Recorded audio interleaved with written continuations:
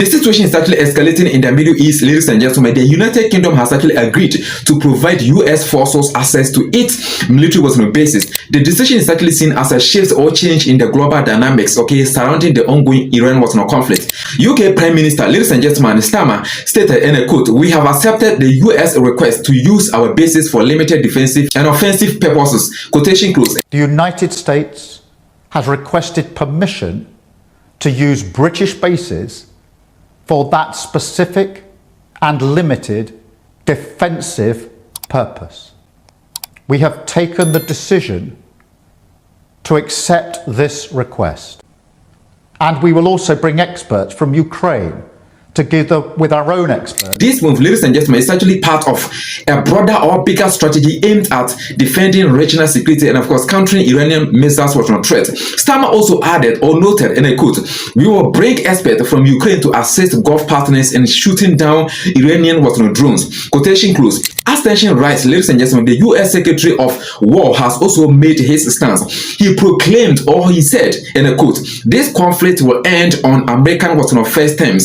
We will finish this on President Trump's conditions, nobody else." Quotation close.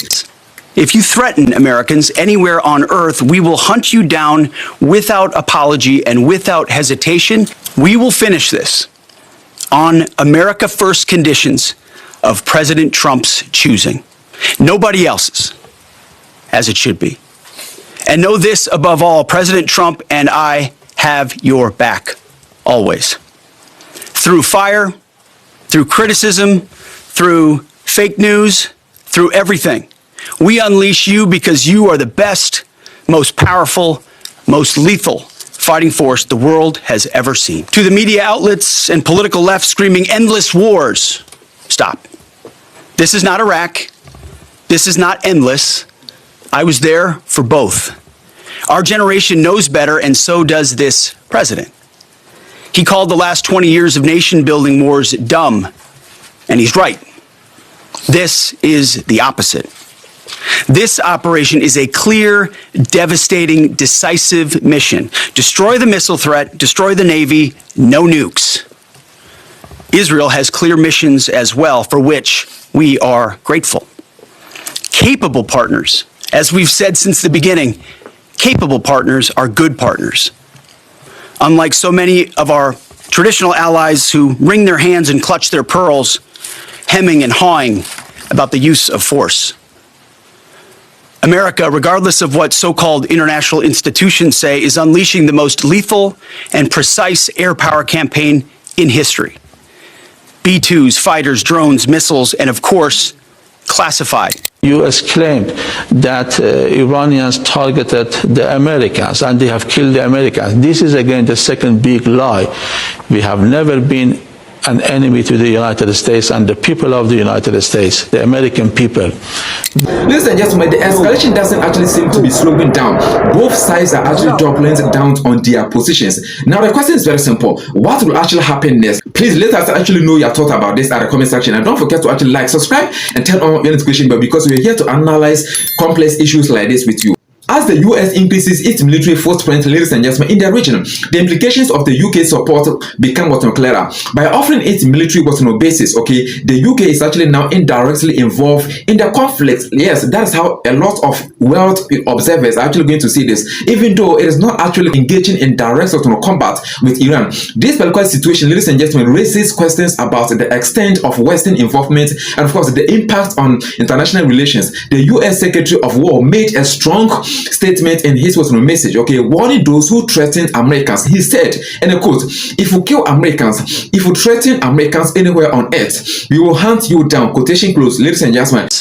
If you threaten Americans anywhere on earth, we will hunt you down. While the US aims to protect its citizens and, of course, allies, this particular aggressive rhetoric can actually escalate hostilities even further. International diplomacy could actually change or take a backseat if this approach continues. Meanwhile, ladies and gentlemen, the UK's assistance is not actually without its own risks. As it adds pressure to global alliances, the stakes are actually high as the world watches closely. There is a twist, ladies and gentlemen, as global leaders issue their warnings. The global community's trust in diplomacy appears to be breaking down, ladies and gentlemen, by degrees, or let's say that gradually. The U.S. Secretary of War's response to critics have been harsh. Yes, he rebuffed those labeling the conflict as endless war.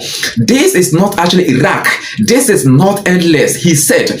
To the media outlets and political left screaming endless wars, stop. This is not Iraq. This is not endless. I was there for both. It is clear that both sides are actually framing this conflict as a matter of national survival.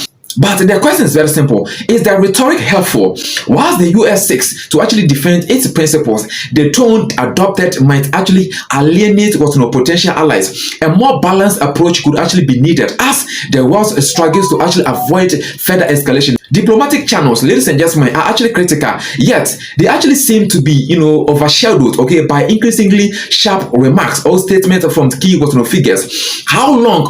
My question is very simple. How long can this go on before diplomacy gives away to further conflict? The world is now faced with a critical question, ladies and gentlemen.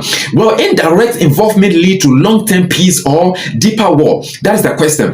The UK's involvement by providing military bases is actually a reminder of how quickly tensions can actually rise in international affairs. Though the United Kingdom, ladies and gentlemen, has actually said it will actually focus on defense, it is actually clear that their military bases will actually play a role in shaping the outcome of this particular struggle or conflict. Yes, it is actually crucial for global leaders to actually balance their national security concerns with the broader or bigger impact on world peace. The language being used, particularly by the US Secretary of War, has made the situation even more volatile. As the conflict continues, ladies and gentlemen, it is actually clear that cooperation and of course diplomatic dialogue must actually prevail always. The next steps, will actually determine whether this is a war that can actually be contained or that will actually spread further. Thank you so much, ladies and gentlemen, for watching. Don't forget to actually like this particular video, subscribe, and turn on your notification bell in case this happens to be the first time that you are ever sign in to this community.